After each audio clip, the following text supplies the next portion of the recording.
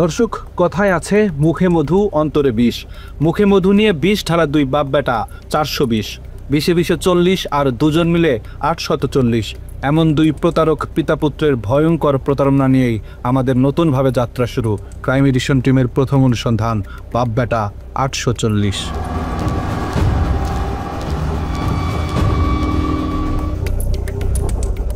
বাপ নাকি বেটা, কাকে দিয়ে করব শুরু, পরে বলবো কারটা। এমন সিদ্ধান্ত নিতেই আমাদেরকে সিদ্ধান্তহীনতায় থাকতে হয়েছে কিছুটা সময়। তারপরেও শুরু তো করতেই হবে। ওস্তাদের মায়ের যেহেতু শেষ রাতে, তাই পিতার কাছে যাওয়ার আগে পুত্রের অপকর্মের সূত্র ধরেই শুরু করতে চাই। মনে করে যে ফ্যামিলি নিয়ে বেরোলাম, তো চলো আমরা একটু কক্সবাজার কোথাও যাই। 30 জুলাই 2024, অগ্নিগর্ভ বাংলাদেশ। ছাত্র জনতার উপর চলতে থাকে অবর্ণনীয় গণহত্যা। সেই গণহত্যায় সবচেয়ে বেশি আক্রমণাত্মক ছিল মহানগর গোয়েন্দা পুলিশ, ডিবি।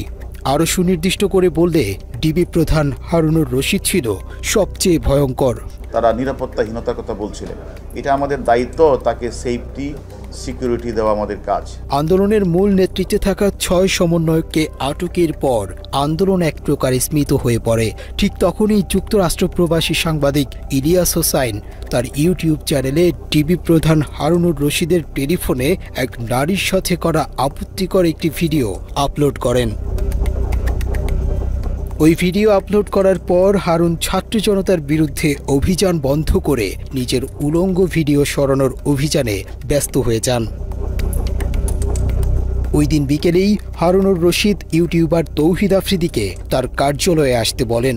যেভাবেই হোক সোশ্যাল মিডিয়া থেকে তার আপত্তিকর ভিডিও সরাতে তৌহিদ আফ্রিদিকে অনুরোধ জানান। হারুনের ভিডিও সরাতে আফ্রিদি প্রথমেই বাসা থেকে তুলে আনেন সোশ্যাল মিডিয়া এক্সপার্ট মোহাম্মদ জুবায়েরকে।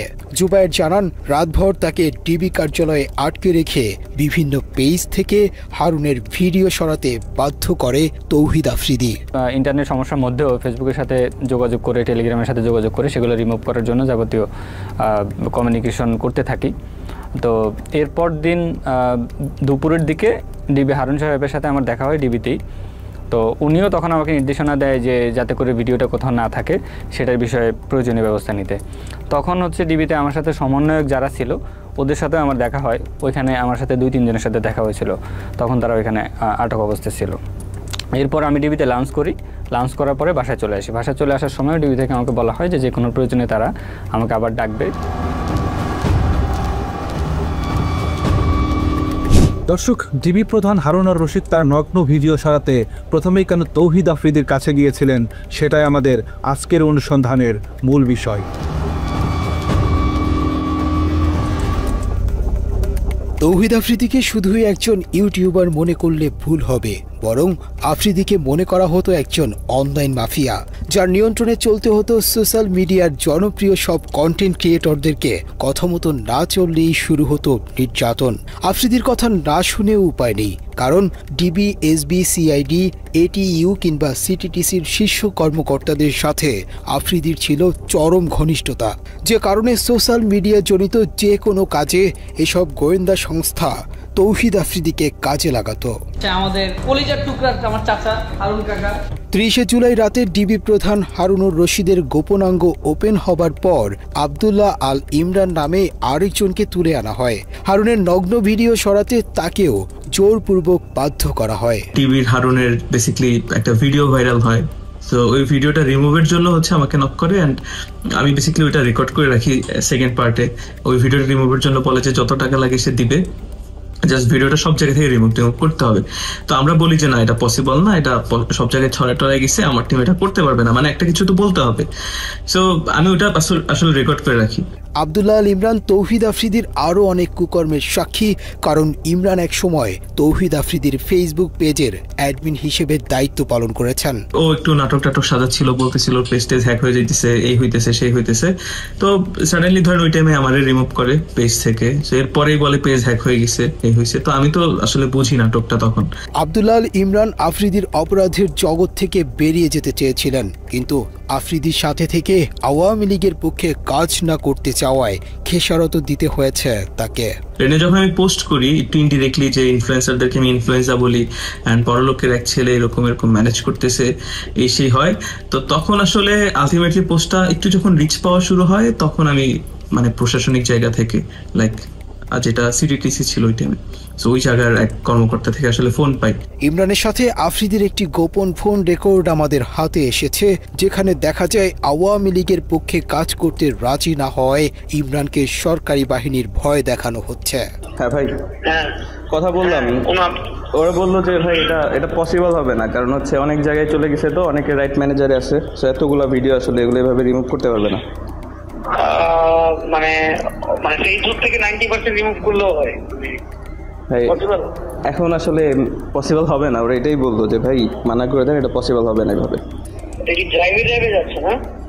হ্যাঁ, ড্রাইভ, টেলিগ্রাম গ্রুপ, ইভেন অনেক ওয়েবসাইট, আমার সিআইডি থেকেও ফোন দিছিল, পসিবল তো না। বলছি যে আমি তো ঢাকার বাইরে, এখানে নেটওয়ার্কের অবস্থা বাজে, অ্যান্ড সেকেন্ড থিং হচ্ছে কথা বললো যে এটা আসলে ওইভাবে পসিবল না। ডিবি প্রধান হারুনের পক্ষ হয়ে তৌহিদ আফ্রিদি কল করার কিছুক্ষণ পরেই আব্দুল্লাহ আল ইমরান ফেসবুকে একটি পোস্ট করেন। এর কিছুক্ষণ পরেই সিটিটিসি থেকে ইমরানকে একজন কল করে পোস্টটি সরিয়ে ফেলতে বলেন। আফ্রিদিকে নিয়ে একটা পোস্ট দিয়েছো, এটা আমি কোনো আফ্রিদি বা কারো করে কোনো পোস্ট করি নাই, আমি একটা পোস্ট করছি, সেটা হচ্ছে ইনফ্লুয়েন্সার নিয়ে। ওইটা করে দরকার নেই, ওই পোস্টটা রাখার দরকার, ওইটাতে একটা ঝামেলা তৈরি হচ্ছে। তুমি তো আমার তো করে আন্দোলনের পক্ষে বা ওদের কোনো পোস্ট দাও বা ব্যক্তি বিশেষ রকম গোষ্ঠী বিশেষ কি করে দিও না, তাতে কিছু জায়গায় ঝামেলা হচ্ছে বা না, দেখো যে আমার পর্যন্ত আসছে। আফ্রিদির সাথে দীর্ঘদিন কাজ করেছে এমন আরও অনেকের সন্ধান আমরা পেয়েছি, যাদের সবার গল্প প্রায় একই রকম। তৌহিদ আফ্রিদির নির্যাতনের শিকার হয়েছেন জনপ্রিয় কন্টেন্ট ক্রিয়েটর স্বপন আহমেদ। প্রায় এক বছর আমার ইউটিউব চ্যানেল, ফেসবুক পেজ সবকিছু ডিবির হাতে ছিল।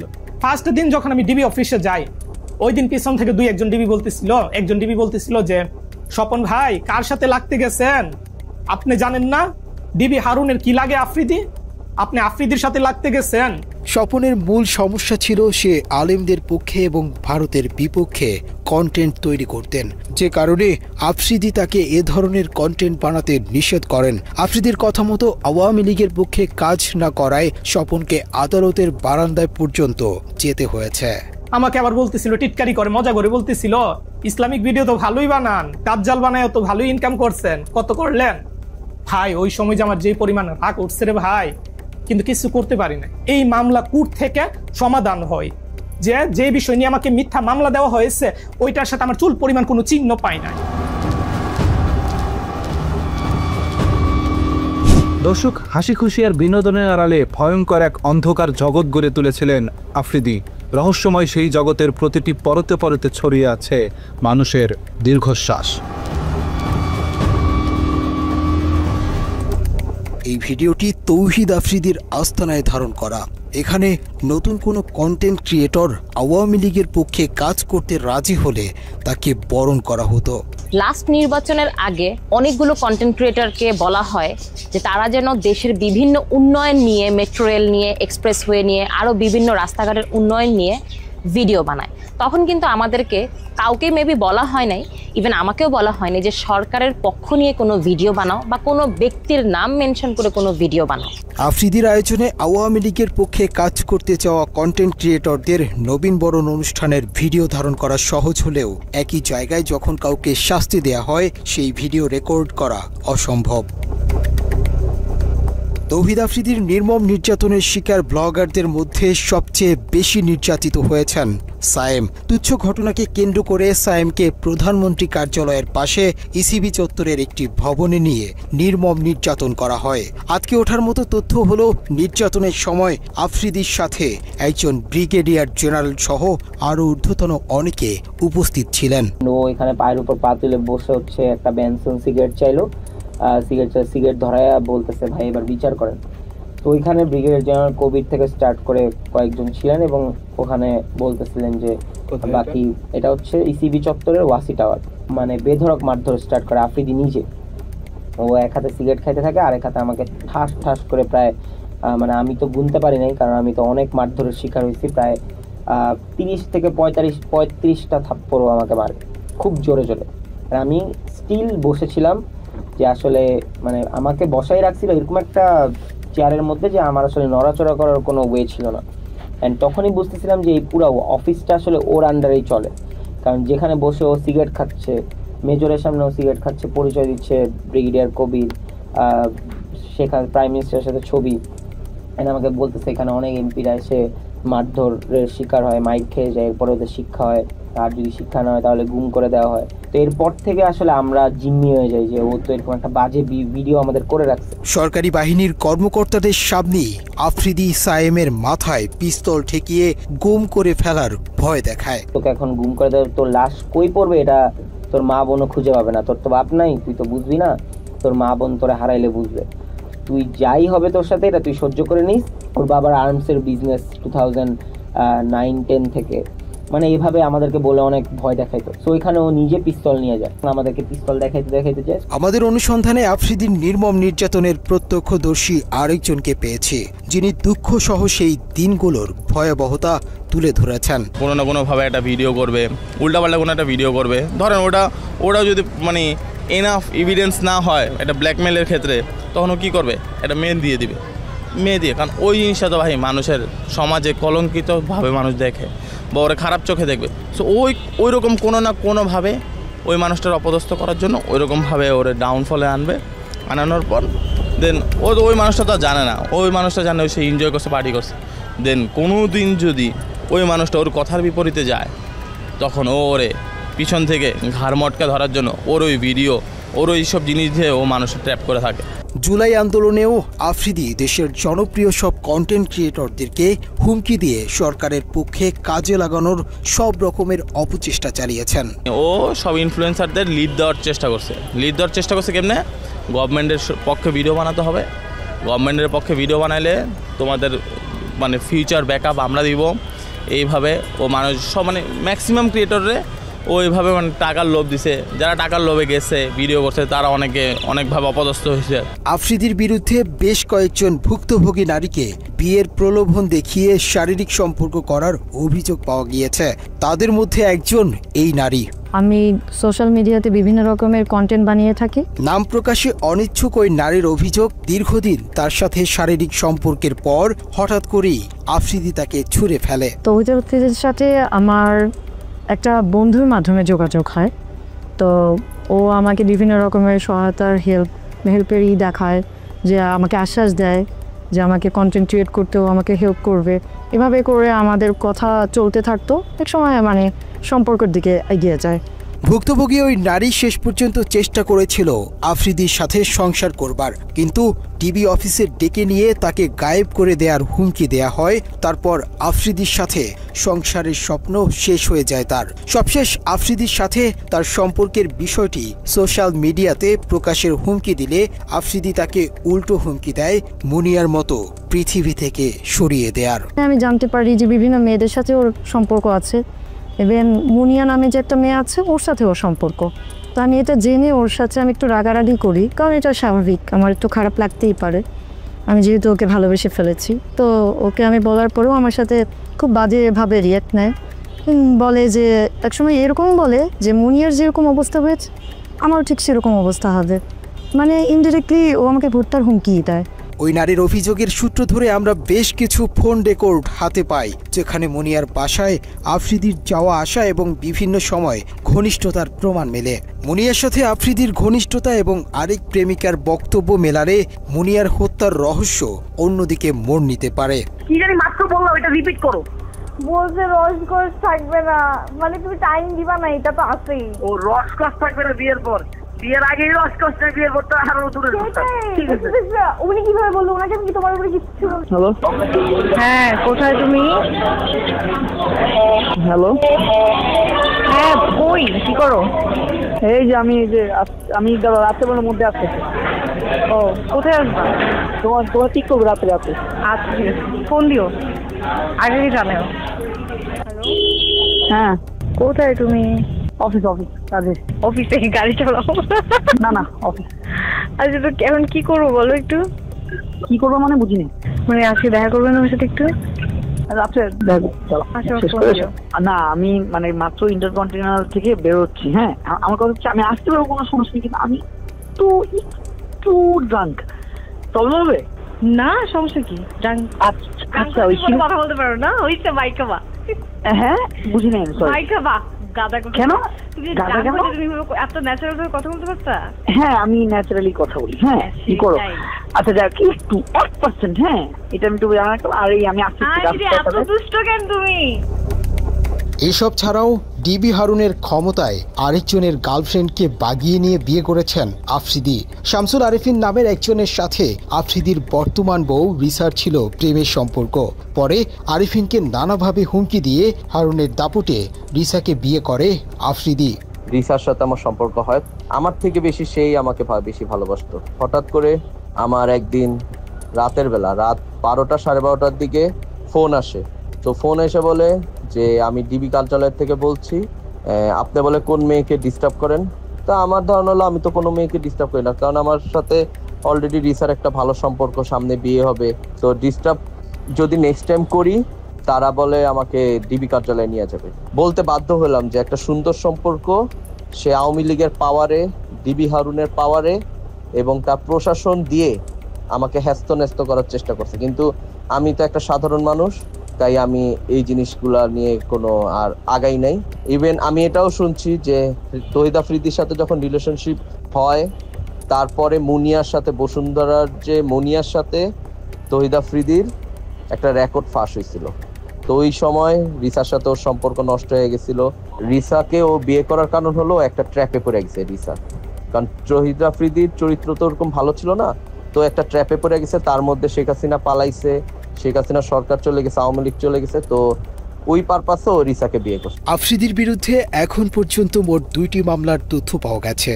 এসব মামলার মধ্যে যাত্রাবাড়ি থানার CR 565/24 নম্বর মামলার অভিযোগে বলা হয়েছে জুলাই আন্দোলনে আসাদুল হক বাবু নামের এক বিক্ষোভকারীকে সরাসরি হত্যার পরিকল্পনা ও বাস্তবায়নে কাজ করেছে তৌহিদ আফ্রিদি। মামলার অভিযোগে আরও বলা হয়েছে আন্দোলনের সময় যাত্রাবাড়িতে হাসিনার পক্ষে অস্ত্র সরবরাহ করেছে তৌহিদ আফ্রিদি। মামলা তো একটা চলমান অবস্থায় আছে আর কি, আমরা এটা তো মানে এখনো আমরা ইনভেস্টিগেশনে আছে, এই পর্যায়ে আছে। একই সাথে বাড্ডা থানায় আফ্রিদির নামে আরও একটি হত্যা চেষ্টা মামলা রয়েছে। মামলার বাদী জুলাই আন্দোলনে আহত মোহাম্মদ দুর্জয় আহমেদ আফ্রিদিকে 46 নম্বর আসামি করে এজাহারে উল্লেখ করেন 2024 সালের 20 জুলাই মধ্য বাড্ডা ইউলুপ এর নিচে অবৈধ অস্ত্র দিয়ে আন্দোলনকারীদের ওপর এলোপাথারি গুলি চালায় আফ্রিদি, যার একটি গুলি লাগে জুলাই যোদ্ধা দুর্জয়ের বাম চোখে। প্রিয় দর্শক, অনুসন্ধানের শুরুতেই আমরা বলেছি ক্রাইম এডিশনের আজকের পর্বের নাম বাপবেটা 840। আমরা এতক্ষণ অর্ধেক নিয়ে আলোচনা করেছি, কিন্তু আমাদের অনুসন্ধানে উঠে আসা অপরাধনামার অর্ধেকখানি করিয়াছে পুত্র, অর্ধেক তার বাপ। নাসির উদ্দিন সাথী জন্মদাতা কিনা সেটা বলা মুশকিল, তবে খাতা কলমে তৌহিদ আফ্রিদির বাবা। খাতা কলমে কেন সেই আলাপে যাওয়াটা ঠিক হবে না, তার চেয়ে নাসির উদ্দিন আমল নামাতেই থামা যাক।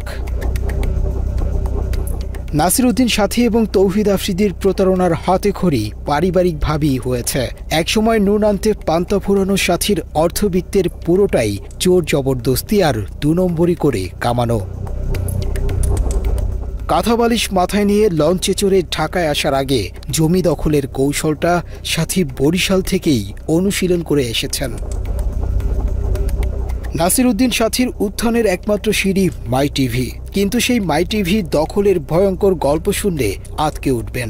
নাসির উদ্দিন সাথী নিজেকে মাই টিভির চেয়ারম্যান দাবি করলেও তিনি ছিলেন মাই টিভির একজন কর্মচারী মাত্র। অনুসন্ধানে আমরা বিলকিস বেগম নামে এক নারীর সন্ধান পেয়েছি, যিনি মাই টিভির আসল প্রতিষ্ঠাতা। বিলকিস বেগমের আস্থাভাজন কর্মচারী নাসির উদ্দিন সাথী যেভাবে মাই টিভি দখল করেছেন, সেই গল্প সিনেমাকেও হার মানাবে। নাসির উদ্দিন সাথীর সাথে আমার পরিচয় ছিল, ও একটা এডিটিং হাউস ছিল শান্তিনগরে, ও সব জায়গায় সিডি দিত, সব প্রত্যেকটা চ্যানেলে সিডি দিত। ও আমাকে সিডি দিতে আসছে, সিডি দিতে আইসা পরিচয় হয়েছে। তখন ওই যে আসতে যাইতে যাইতে যাইতে যাইতে একটা কোনো সম্পর্ক সৃষ্টি হয়েছে, ভাই বোনের সম্পর্ক, সেই সুবাদে সে আমার চ্যানেলে রয়েছে। ও তো টাকা পয়সা ছিল না, একটা সময় কোনো টাকা পয়সা ছিল না, বড়লোক হয়েছে। ও মানুষকে বলছে যে আমি মাইটিভির মালিক, বলে বলে মানুষকে ঠকায় টাকা নিছে, মালিক বানাবে, কিন্তু ও তো মালিক বানাতে পারবে, মালিক তো আমি বানাতে পারবো, কারণ প্রতিষ্ঠানের মালিক আমি বানাতে পারবো। ও সবার কাছে টাকা নিয়ে নেওয়া, তারপরে ওই মালিকগুলো হয়েছে। ওর একটা হাউস ছিল, ও একটা এডিটর ছিল, জাস্ট একটা একজন এডিটর। মাইটিভি দখল করেও ক্ষান্ত হননি, বিলকিস বেগমকে নানাভাবে হত্যারও চেষ্টা করেছিল নাসির উদ্দিন সাথী।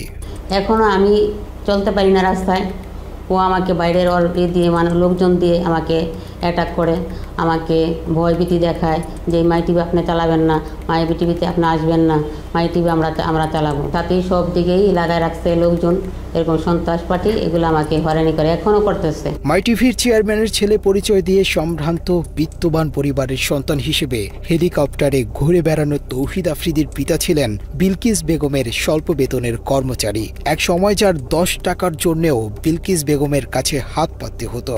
আওয়ামী লীগ থাকতে আওয়ামী লীগের ক্ষমতা দেখায়া ও ডিবি হারুনকে দিয়ে আমাকে অ্যারেস্ট করাইছে, 2 দিন আমি জেলও ছিলাম। বাংলাদেশে যারা অন্যায়ভাবে একটা মিডিয়া একটা সবার কাছে একটা গ্রহণযোগ্য, সেই মিডিয়া নিয়ে সে করছে, প্রতারণা করছে আমার সাথে, মিথ্যা করে সে চালাচ্ছে। সে তার পকেটে ছিল 10 টাকা, সে কোটি কোটি টাকার মালিক হয়েছে আমার মাইটিভি দিয়ে, এবং উল্টা আমাকে মামলা দিয়ে হয়রানি করে দূরে রাখছে। ও টাকা ইনকাম করে ও নিচ্ছে, আমার প্রতিষ্ঠান ইনকাম করে ও। পকেটে 10 টাকা না থাকার সাথী আজ হাজার কোটি টাকার মালিক। প্রতারণার মাধ্যমে দখল করা এক মাইটিভির ওপর ভর করে সাথীর পরিবারের সবার ঘরে লাল নীল বাতি জ্বলছে, আর অন্ধকার হয়েছে অনেকের ঘর। এলাকায় বিভিন্ন মানুষের বাড়িঘর দখল করে মাইটিভির সাইনবোর্ড ঝুলিয়ে দিয়েছে নাসির উদ্দিন সাথী। আমার এই নকুল্লাবাজের জায়গা অমুকবার বলি ভুয়া কাগজপত্র দিয়া, আর আমার এই 1 বছর কিনতে যাইছে অমুক সমুক আমি ইত্যাদি, আমার কেনা জায়গা আমি সব করে রায় পাইছি, রসকোর্টে, হাইকোর্ট, সুপ্রিম কোর্ট, কিন্তু ক্ষমতার রায় পাই। বিলকিস বেগমের কাছ থেকে দখল করা মাইটিভির বর্তমান যে ভবনটি রয়েছে সেটিও দখল করা। ভুক্তভোগী ব্যক্তি আইনজীবী হবার পরেও সাথীর সাথে পেরে ওঠেননি, কারণ টাকা আর সন্ত্রাসী বাহিনীর দাপটে দিব্যি জবরদখল করে রেখেছেন ভবনটি। 2012 সালের শেষ দিকে আইসা, প্রায় নভেম্বর ডিসেম্বর মাসের দিকে আইসা এই নাসির উদ্দিন সাথী মাইটিভি লোকজন নিয়ে আসে আমাদেরকে এইখানে বলে যে এটা তার জায়গা, এই জায়গা তার, সেই জায়গা করছে, পাওয়ার অফ অ্যাটর্নি করছে, এই জায়গায় মালিক সে, এইসব করতেছে। হ্যাঁ, তো আমরা তো এইসব বুঝি নাই। আসলে এর আগে সে ঘটনা যা ঘটাইছে এটা হলো গিয়া যে ওই 2012 সালের নভেম্বর মাসে 6 তারিখ সে ওই 521-22 দাগে ওইখানে সে জায়গাটা দখল করতে গেছিলো, দখল করতে পারে নাই। হ্যাঁ, দখল করতে পারে, পরে সে একটা পাওয়ার অফ অ্যাটর্নি করছে, ওরা রামপুরা থানায় একটা মামলা করছে, জিডি করছে ওই মুজিবুর রহমানের বিরুদ্ধে আর কি, জিডি করে। এরপরে এসে সে পরবর্তী মাসে এসে আমাদের বাড়ির জায়গাটা দখল করছে। প্রশাসনের নাকের ডগায় এরকম একটি ভবন দখল করে টিভি স্টেশন দিয়ে বসলেও কেন সরকারের কোনো ভ্রুক্ষেপ নেই তা নিয়েও রয়েছে অনেক প্রশ্ন। আইন বহির্ভূতভাবে ওনার দুর্বলতার সুযোগই হোক আর পারিপার্শ্বিক বেআইনি ক্ষমতা ইউজ করেই হোক, ওনাকে তা ওনার প্রকৃত প্রতিষ্ঠান থেকে দূরে সরিয়ে রাখা হয়েছে। যারা ওনাকে দূরে সরিয়ে রেখেছে সেটা লিগালি, লফুলি কোনো রাইটস তাদের নেই। এই যে মাইটিভির ওনার যে লিগাল ডকুমেন্টস আছে সেটার আলোকে অনারেবল হাইকোর্টে স্টে অর্ডার করে ওইটা যে প্রকৃত মালিক, যে রিয়েল অনারশিপ যার রয়েছে, তার হাতে ফিরিয়ে দেওয়ার একমাত্র পন্থা। অভিযোগের প্রেক্ষিতে ক্রাইম এডিশন টিম মাইটিভির দখল করা ভবনের ভিডিও ধারণ করতে গেলে সাথীর সন্ত্রাসী বাহিনী আমাদেরকে জোর করে ভবনের ভেতরে নিয়ে আটকে রাখার চেষ্টা করে। নর্মালি আপনি কোনো লোগো বা ছবি, বিল্ডিংয়ের ছবি তুলতে আদৌ কোনো আইনগত কোনো বাধা নেই। এটা বিল্ডিংয়ের বাইরে থেকে ছবি আমি রাস্তা থেকে তুলব, বা আমি এটা শুধুমাত্র একটা সংবাদ শিরোনাম বা যে কোনো কারণ হোক আমি এটা তুলব, সে জায়গায় এটা বাধা দেওয়ার আসলে আইনগত বিধান তাদেরও নাই। যদি না তাদের কোনো নিষেধাজ্ঞার কোনো সাইনবোর্ড অথবা কোনো নিষেধাজ্ঞার কোনো রুলস দৃশ্যমান না থাকে, কোথাও থাকতে হবে যে এটা এই ছবি তোলা যাবে না, এটা রেস্ট্রিক্টেড এরিয়া, এটা তোলা যাবে না, এবং এই ছবি পাবলিশ করা যাবে না, থাকতে হবে। যদি না থাকে তাহলে বাধা দেওয়ার কোনো সুযোগ নাই। যদিও পরিচয় জানার পর ভোল পাল্টে ফেলে মাই টিভি কর্তৃপক্ষ। কি হয়েছে ভাই, আপনি আমাদের লোকজনের নিয়ে আটকায় রাখছেন, ঘটনা কি ভাই? ভাই প্রথম কথা হচ্ছে আপনি না এই মাঝখানে এরা যে আসছে এগুলো জানি না। ও আমার এলাকার ছোট ভাই হয়, নিচে আমি হঠাৎ করে শুনলাম যে ফুটেজ নিচ্ছে। তারপরে আমি বললো যে একজন ফোন করে বললো, মানে আমি মানে একদম কি বলে কোড আনকোড বলি, মানে আমার জায়গা থেকে আমি অ্যাসাইনমেন্ট করতেছিলাম কালকে।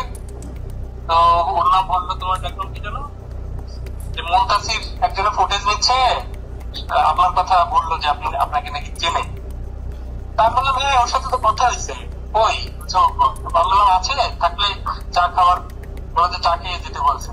দর্শকদের ওইখানে গেলে চা খাওয়াইতে ভিতরে নিয়ে যাইতো, 3-4 ঘন্টা আটকায় রাখতো, এগুলি ভাই আমরা জানি। কিন্তু কথা হলো মাই টিভির কাছে আমরা এটা মানে আশা তো করি না, এটা মাই টিভির দিয়ে সম্ভবও না। দর্শক, মাই টিভির চেয়ারম্যান নাসিরউদ্দিন সাথী অন্যায়ভাবে দখল করা ভবনের মতো সারা দেশে সম্পদের পাহাড় গড়েছেন। যে সম্পদ অর্জনে আলাদিনের চেরাগের মতো পাশে ছিল লিটন আর মুজিব নামে সোনার ডিম পাড়া 2 হাঁস। মাই টিভিকে ভাঙিয়ে নাসিরউদ্দিন সবচেয়ে বড় আয়ের উৎস মুখোশ নামে ক্রাইম প্রোগ্রাম। ক্রাইম অনুসন্ধানের নামে প্রাতিষ্ঠানিকভাবে চাঁদাবাজি শুরু করে মুখোশের উপস্থাপক এসকে লিটন। মাই টিভির আয়োজন আপনাদের প্রিয় অনুষ্ঠান মুখোশ, আর আপনাদের সঙ্গে থাকছি আমি এসকে লিটন। হাস্যকর উপস্থাপনার ভাষ্যকার লিটনের যোগ্যতা বলতে চাঁদাবাজি ছাড়া আর কিছুই নেই। 9 পাস হয়েও ভাগ্নের সার্টিফিকেট জমা দিয়ে চাকরি নেন মাই টিভিতে।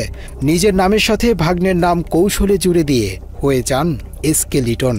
একসময় ঢাকা শহরে ফুটপাতে জুতা বিক্রি করা লিটনের নামের পরিবর্তনের পাশাপাশি ভাগ্যেরও পরিবর্তন ঘটে। রাতারাতি ভাঙা ঘরের জায়গায় ওঠে বড় দালান। এলাকার মানুষের কাছে লিটন হয়ে ওঠেন এক বিস্ময় বালক।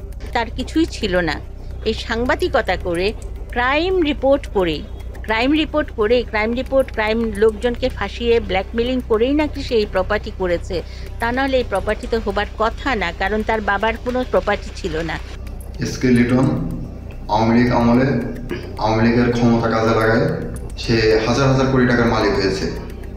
এসকে লিটন 15 থেকে 20 বছর আগে সে হচ্ছে গিয়ে তার বাসায় ভাত হইতো না, তার বাপ ভ্যান চালাতো। উপরতলায় এসে দোতলায় বসে থাকে, তার ম্যানেজার দিয়ে কথা বলায় আলম আছে, তার ছোট ভাই বকুল আছে, তারা বিভিন্ন হুমকি ধামকি দেয়, বলে তোকে গোডাউনে আটকে রেখে দেবো, তো কোন বাপ আছে ডেকে আন, তো কিডা আছে যা পারিস তাই করে নে।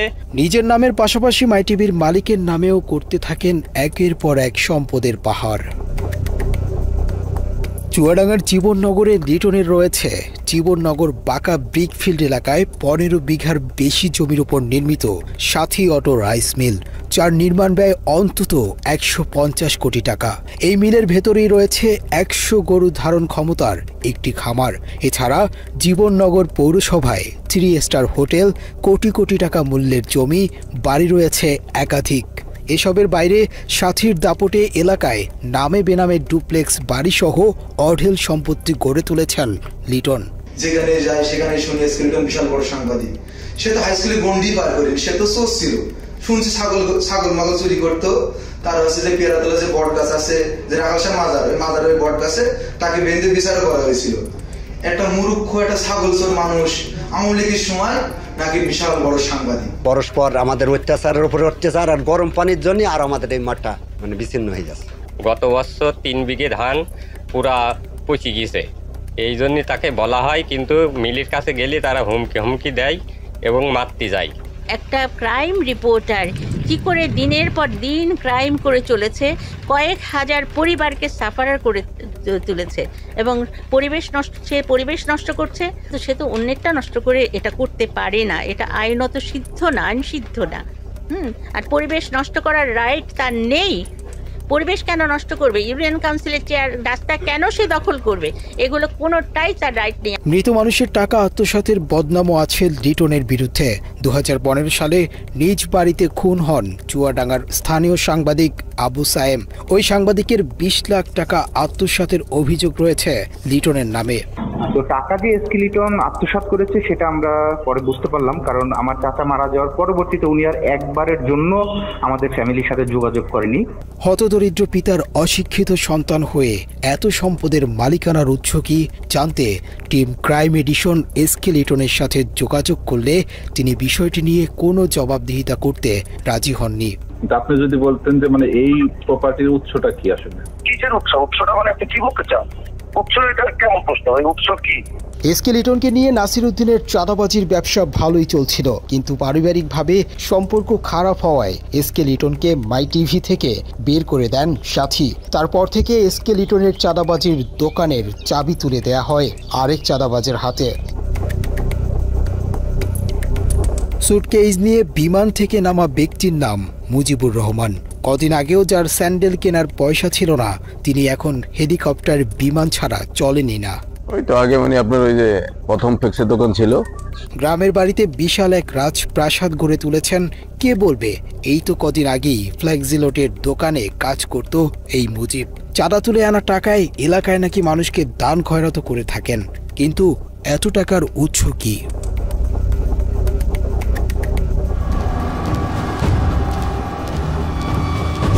প্রিয় দর্শক, অভিনব প্রতারক নাসির উদ্দিন সাথী এবং তার কুপুত্র তৌহিদ আফ্রিদি সম্প্রতি শিক্ষার্থী হত্যা চেষ্টা মামলায় আটক হয়েছেন, কিন্তু আটকে রাখা যাবে কিনা বলা মুশকিল, কারণ আইন তার নিজস্ব গতিতে চললেও সাথী এবং আফ্রিদি মনে করেন তাদের গতি আইনের চেয়েও অনেক বেশি।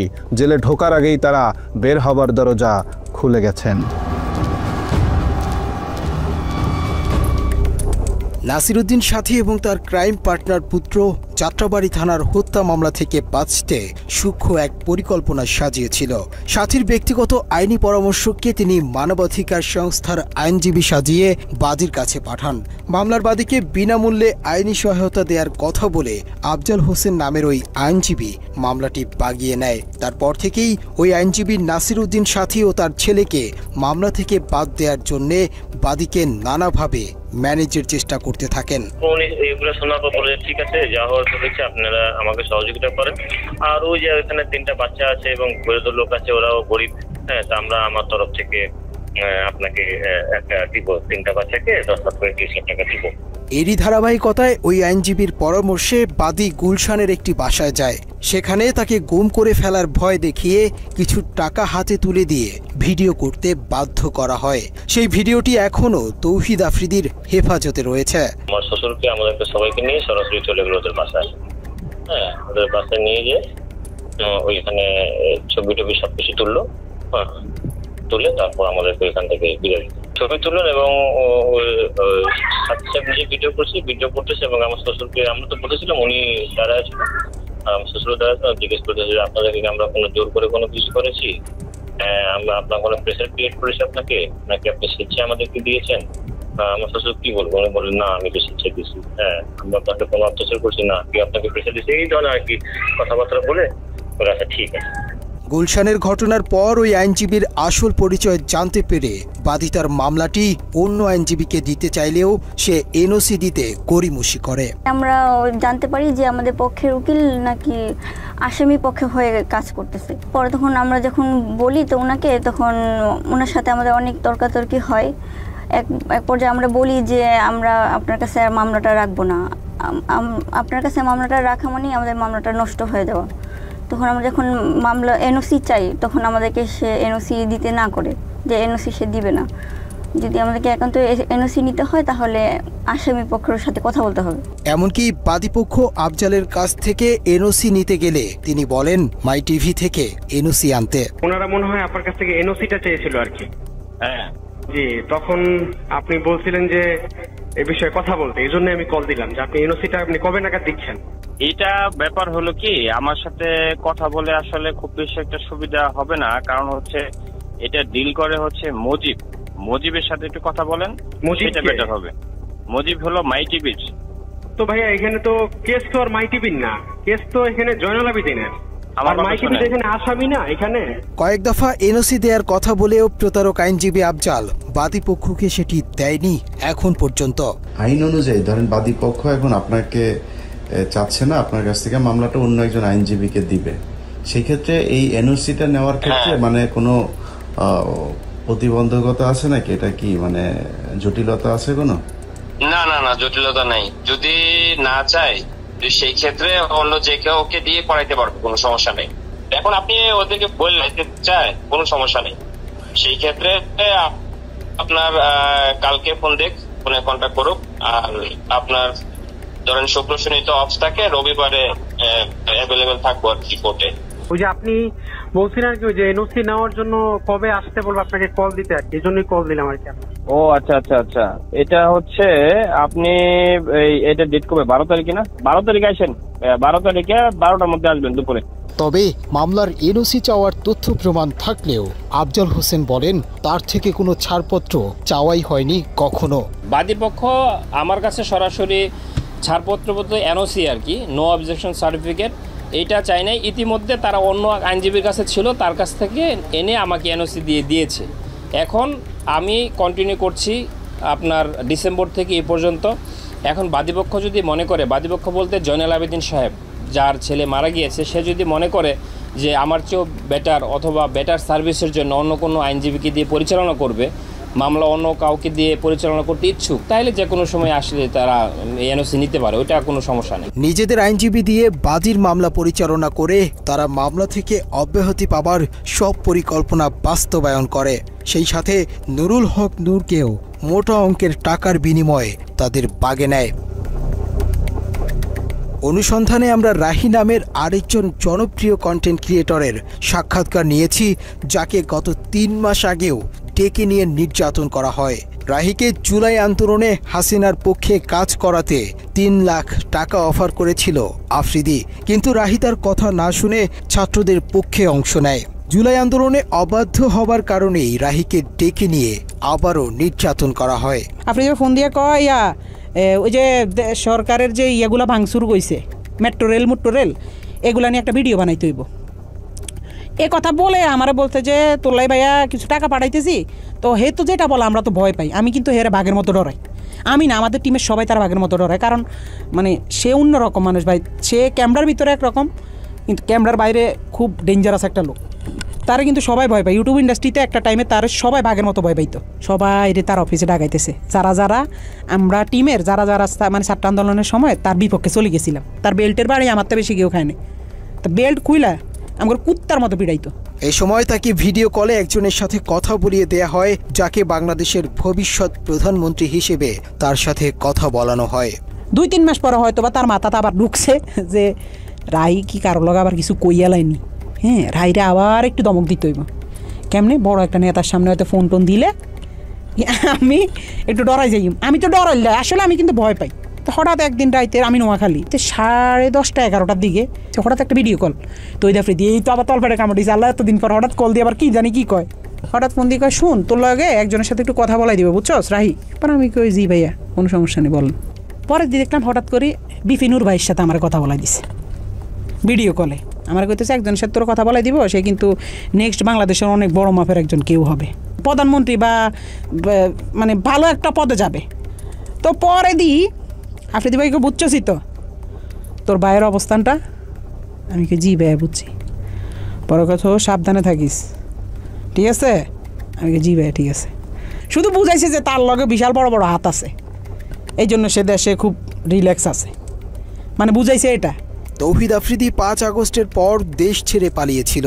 এরপর আসামি হয়েও আইনজীবী দিয়ে বাদীর মামলা পরিচালনা করা এবং নুরুল হক নূরকে নিজেদের পকেটে নেয়ার পরেই আফ্রিদি সাহস করে আবারও দেশে ফেরেন। 5 আগস্টের পরে 2 মাস 3 মাস সে আসে নাই। তখন আলহামদুলিল্লাহ বলছিলাম যে আল্লাহ সে না আসুক, সে তার মতো থাকুক, আমরা আমাদের মতো থাকি। আমরাও তার কাছে যাইতাম চাই না, সেও আমার কাছে না আসুক। যে মানুষ 5 আগস্টের পরে আইসা দেশে স্টে করছে, সুন্দরভাবে থাকছে, আল্লাহ তো আপনার সুযোগ দিছে, কিন্তু না আপনার ভিতরে তো ওই মনুষ্যত্ব না। আপনি শুধু রিভেঞ্জ, কারে কারে ধরবেন, কারে কারে মারবেন, কারে কারে কি করবেন, আপনার মনের মধ্যে শুধু এসব হারামি। আল্লাহ কি আপনার ছাড় দিব? এসব কারণে তো আল্লাহ আপনার ছাড়ে না। এভাবেই বাপ বেটা মিলে তিলে তিলে গড়ে তুলেছেন অপরাধের এক ভয়ঙ্কর সাম্রাজ্য। আমরা বৈষম্যহীন স্বাধীন এই দেশে এরকম অপরাধীদের দৃষ্টান্তমূলক শাস্তি দেখতে চাই। বাবার টেলিভিশনকে কাজে লাগিয়ে আর কোনো পুত্র যেন তৌহিদ আফ্রিদির মতো ভয়ঙ্কর অপরাধী হয়ে উঠতে না পারে। দর্শক, আজ এ পর্যন্তই। আবারও দেখা হবে ক্রাইম এডিশনের নতুন কোনো পর্ব নিয়ে। বাংলা এডিশনের সাথেই থাকুন। অন্ধকারে আলো খুঁজতে আমরাও আছি আপনাদেরই সাথে। ভালো থাকবেন সবসময়। আল্লাহ হাফেজ।